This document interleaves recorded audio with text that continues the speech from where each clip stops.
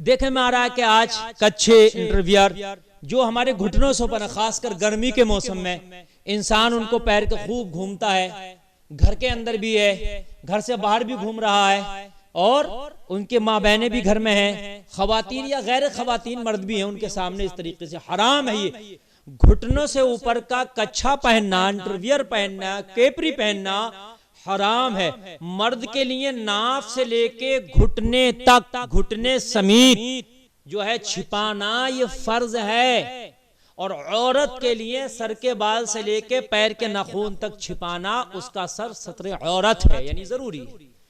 मर्द का जो सत्र औरत है, यानी औरत के माने आते हैं छिपाने वाला सत्र। जो छिपाने वाला सत्र है मर्द का, वो नाफ से लेके घुटना समेत ये जो उसका सत्र है ये छिपाना जरूरी है। आजकल के लोंडे और लवारे, कहिए लोंडे लवारे, जो ये है ना आजकल जो चल रहा है फैशन, कैपरियां आ गई हैं वो ऊंची ऊंची, और कच्छे अंडरवियर, बहुत से तो नहा भी लेते हैं। सितम वाला है सितम, वो शॉर्ट सा कच्छा, शॉर्ट सा अंडरवियर होता है, उसी को पहन के वो नहाते हैं सबके सामने। वो सोचते हैं हम तो अंडरवियर है, पानी पड़ता तो वो और शॉर्ट हो जाता है, जिस्म के सारे आज़ा बिल्कुल नुमाया हो जाते हैं। ये सख्त हराम है, शर्म करें इन चीजों से। हरगिज हरगिज ऐसा कपड़ा पहन कर ना नहाएं कि जो आपके घुटनों से ऊपर का हो, या इतना बारीक कपड़ा हो कि पानी पड़ने के बाद में वो और आपका जिस्म उससे नुमाया होने लगे। बहुत सा सफेद कलर का, खास कर व्हाइट कपड़ा, सफेद जो होता है, ऐसा होता है कि उसको पहन के नहाएं, या कुछ बारीक कपड़ा इस तरह का होता है, नहाएं, उस पर पानी पड़ता है तो वो फिर कपड़ा पहनना ना पहनना बराबर हो जाता है। अगर आप कपड़ा तहबंद वगैरह पहन के नहा रहे हैं, गुस्ल कर रहे हैं, तो रंगीन हो और इतना मोटा हो कि पानी पड़ने के बाद में अंदर का जिस्म नुमाया ना हो, जाहिर ना हो। ये इस चीज का खास ख्याल रखें।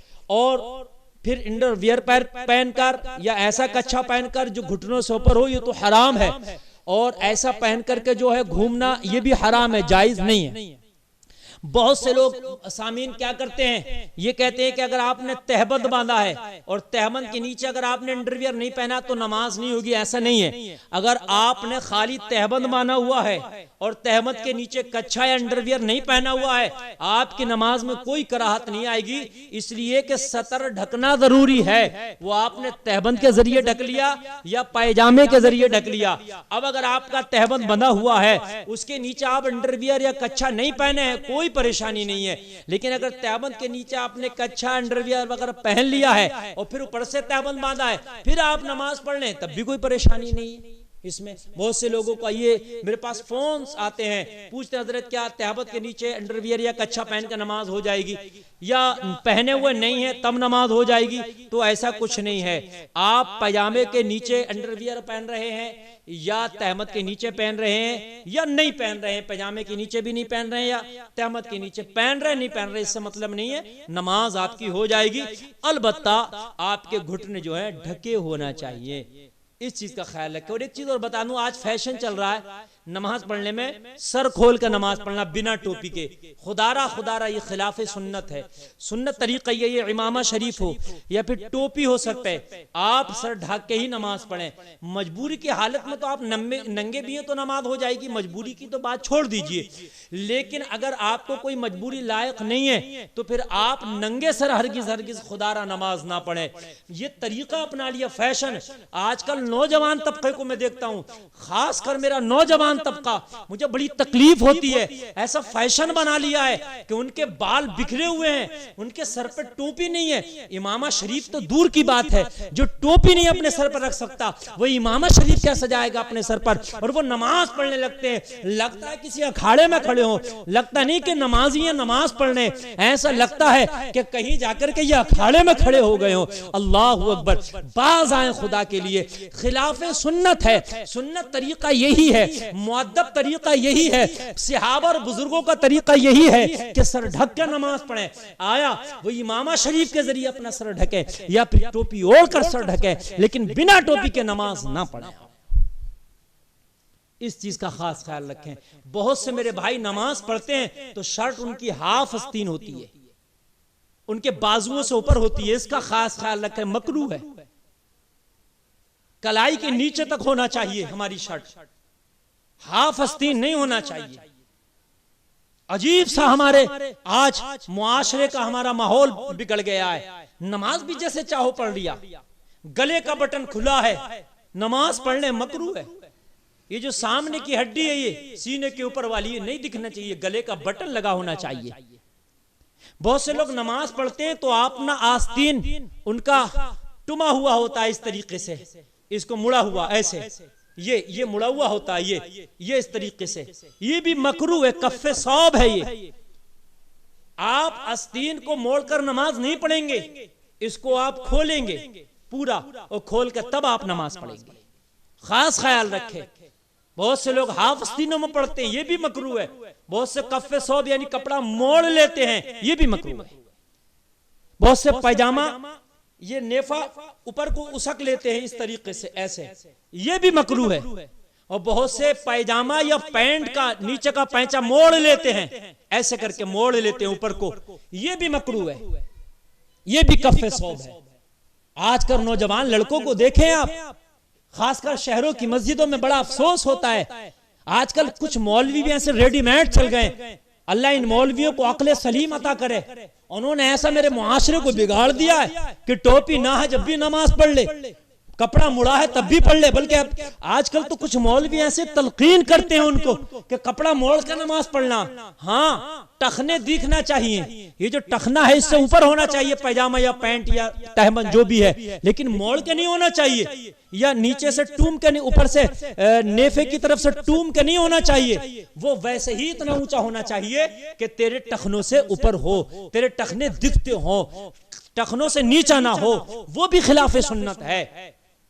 लेकिन टखने मोड़ के नहीं दिखाना चाहिए। बहुत से लोग नीचे मोड़ लिया तो ये तो और गलत हो गया, ये तो और गलत हो गया, कफ़े सौब हो गया। ये इससे गुरेज करें, इन चीजों का खास ख्याल रखें।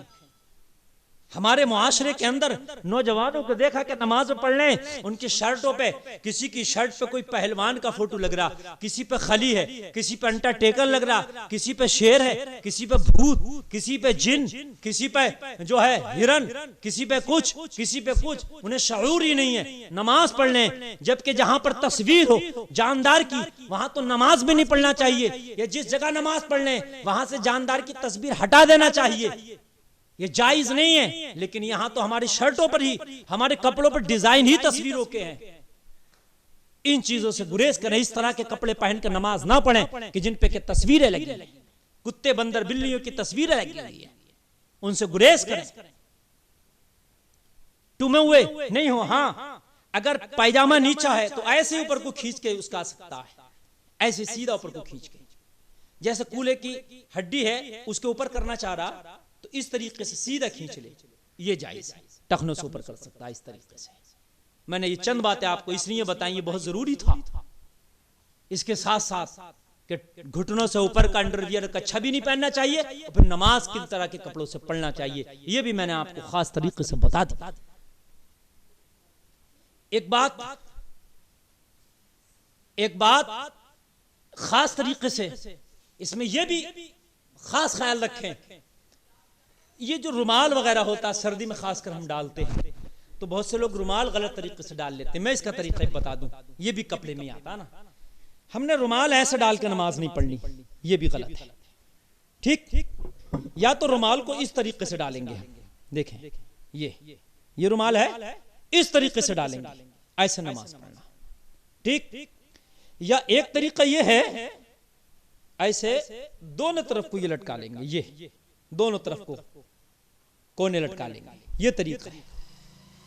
अगर रुमाल वगैरह आपके गले में है, ये तरीका जो मैंने बताया, एक ये तरीका, ये भी गलत है।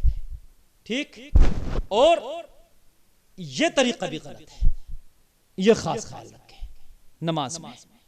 और चादर वगैरह अगर ओढ़ रहे हैं तो चादर सर से ओढ़े, खाली कांधे से ना ओढ़े। सर्दी के मौसम में चादर ओढ़ कर हम नमाज पढ़ते हैं तो सर से ओढ़े चादर, सर से, कांधे से ना ओढ़ने। और सर से ओढ़ने के बाद हाथ पूरे ढके ना हुए आपके, उसको सर से ओढ़ने के बाद फिर कंधे पे डालने एक साइड से, ताकि ये आपके हाथ दिखने लगे। ये चादर ओढ़ने का तरीका है, ये सारे तरीके मैंने आपकी बारगाह में पेश कर दिए, अमल की